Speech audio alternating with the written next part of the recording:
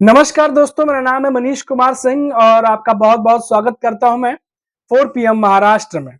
दोस्तों, महाराष्ट्र में इन दिनों 2000, उद्धव ठाकरे और संजय राउत, ये 3 नाम सुर्खियों में। आखिर 2000 का मामला क्या है? आखिर ये 2000 रुपए बार-बार इसकी ये खबर आ रही है, वो क्यों आ रही है? चलिए हम आपको बताते हैं कि आखिर ये 2000 रुपए का क्या मामला है जो बार-बार घूम फिर के आ रहा है सामने। 2000 रुपए का जुर्माना भी नहीं भर पा रहे उद्धव ठाकरे और संजय राउत। अदालत से मांगा टाइम। अब सोचिए कि अदालत से टाइम मांगा, बार बार लोग सोचेंगे कि क्या 2000 रुपए का जुर्माना भरना कौन सी बड़ी बात है।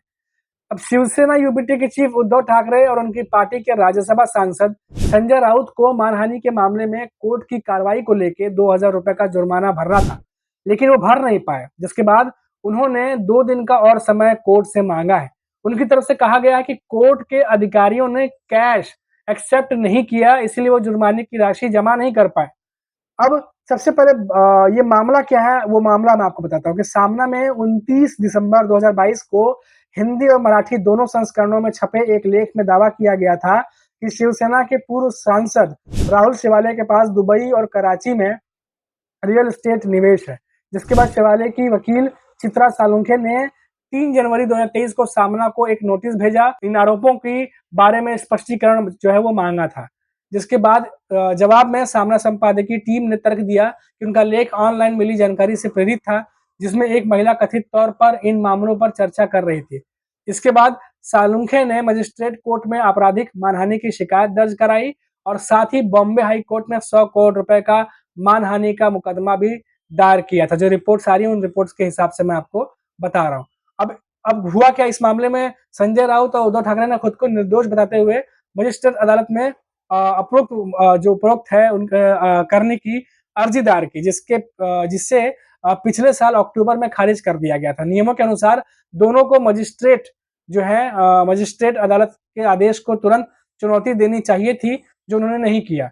पुनरीक्षण दायर जो है करने के नियमों के तहत निर्धारित बाहरी समय सीमा 84 दिनों की देरी हुई। इस प्रकार देरी को माफ करते हुए सत्र न्यायालय ने 13 जून को उन पर 2000 रुपए का जुर्माना लगाया था। अब मीडिया रिपोर्ट्स के मुताबिक उद्धव ठाकरे और संजय राउत ने कहा कि उन्हें 14 जून को आदेश मिला और अदालत का कैश काउंटर जहां पैसे जमा किए जाने थे, अगले 2 दिनों के लिए बंद कर दिया गया। उन्होंने कहा कि उन्होंने अगले कुछ दिनों में अपनी तरफ से पूरी कोशिश की, लेकिन प्रक्रिया पूरी करने की औपचारिकताएं पूरी नहीं हो सकी और 10 दिन की अवधि बीत जाने के बाद कैश काउंटर पर मौजूद अधिकारियों ने पैसे लेने से इनकार कर दिया। हालांकि शिवाले की ओर से पेश अधिवक्ता चित्रा सालुंखे ने 2 दिन का समय मांगने वाले इस नए आवेदन का विरोध करते हुए कहा कि उनके उदासीन रवैये के कारण ही नगद जमा प्रक्रिया पूरी नहीं हो पाई। सालुंखे ने यह भी कहा कि आरोप लगाया कि यह ठाकरे और राउत जो है उनके ओर से देरी हुई है और देरी करने की उनकी रणनीति है। अब इस मामले में स्पेशल कोर्ट जो है 31 जुलाई को अब दलील जो है वो सुनना जारी रखेगा। तो ये पूरा मामला है। अब ये जो है तमाम रिपोर्ट्स जो मैं पढ़ पा रहा हूँ, कई सारे जो नेशनल चैनल्स हैं और कई सारे जो ऑनलाइन पब्लिकेशंस हैं, कई जगह पे ये खबर आई है और जो मोटी-मोटी जानकारी थी वो मैंने आपको दी है। अगर और ज़्यादा जानकारी चाहिए तो आप थोड़ी देर बाद अगर वीडियो देखने के बाद अगर आप गूगल करेंगे तो आपको बहुत सारी जानकारी वहाँ पे अवेलेबल भी मिल जाएगी। तो ये तमाम खबरें और बात इंटरेस्टिंग इसीलिए है क्योंकि बात 2000 की थी और वो नहीं भर पाए।